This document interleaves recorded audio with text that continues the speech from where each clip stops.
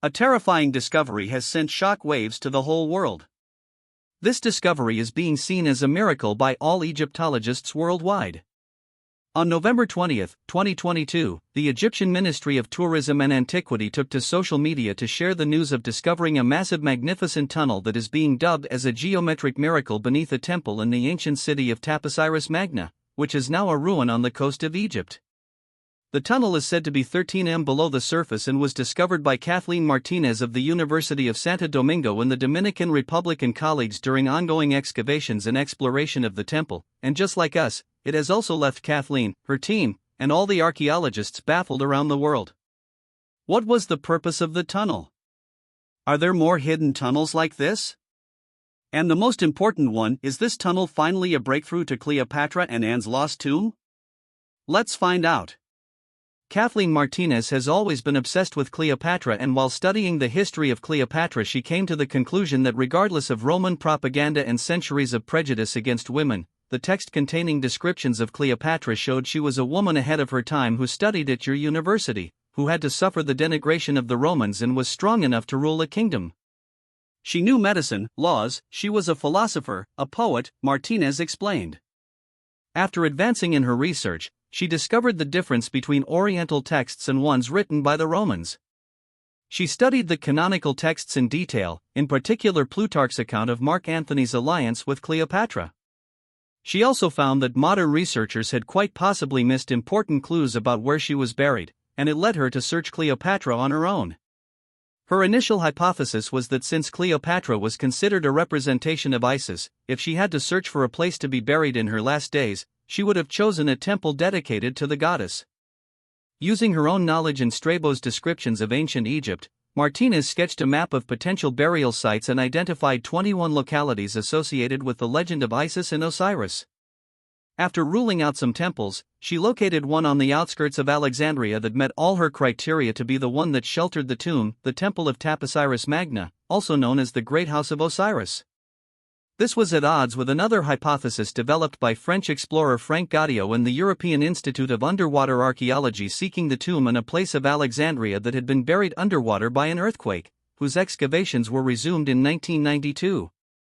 Following the clues, in 2002 she made her first trip to Egypt and managed to contact Zahi Hawass, the archaeologist and director of the Supreme Council of Antiquities, and also visited some temples.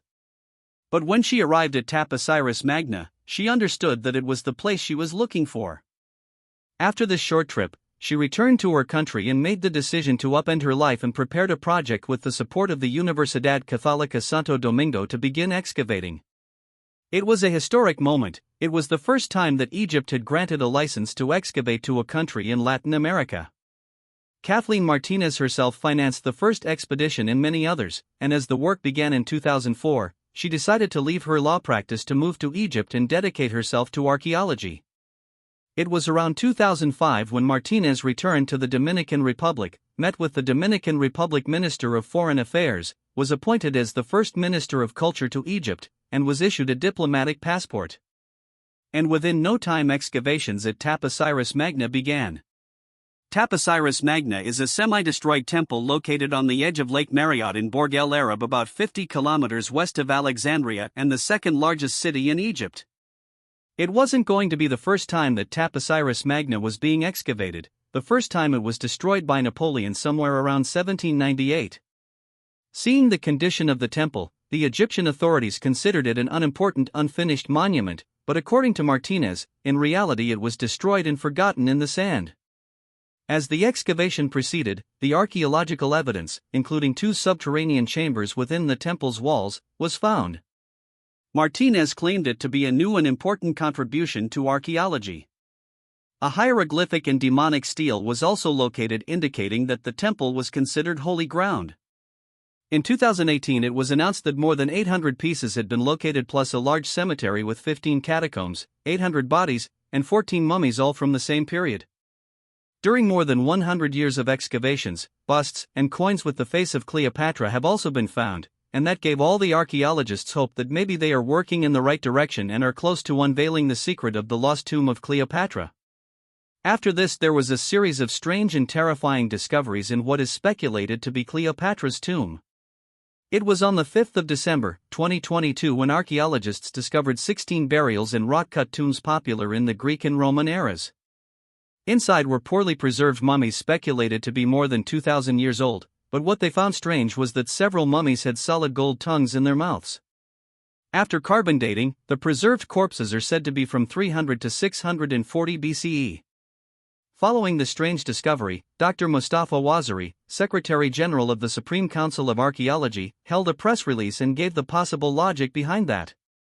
He told that the reason for such solid gold tongues could be a belief system of the people of those times who might have replaced the original organ with a gold one, as they believe that the dead will communicate with Osiris, the ancient Egyptian lord of the dead.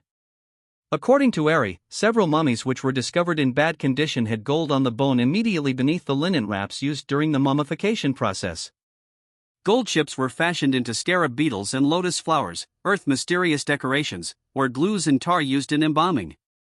The remains of human-shaped wooden coffins and several copper nails were all found at the ancient cemetery. Each burial level unveiled new shocking evidence about the different rites and methods of burying the mummies.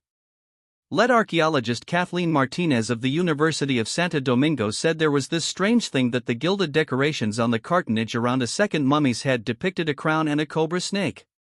She added on the chest, the decorations depicted a necklace from which hung the head of a falcon, the symbol of the god Horus.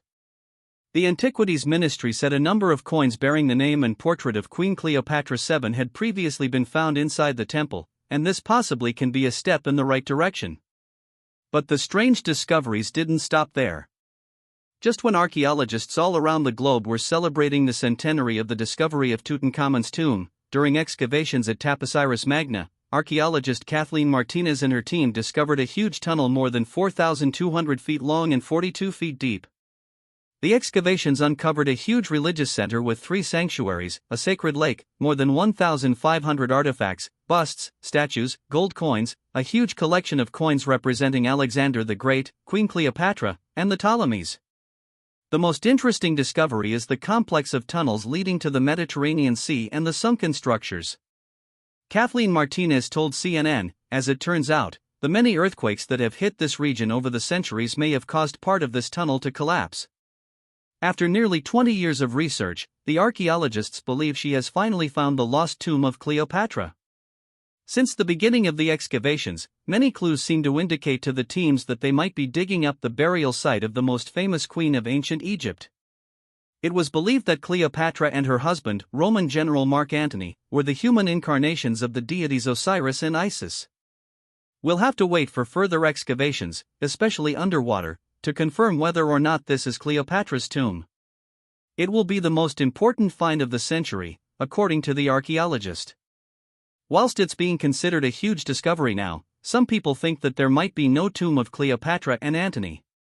Seeing the nature of their relations with the Romans, it is hardly possible that they were buried with ritual and not cremated or left to rot.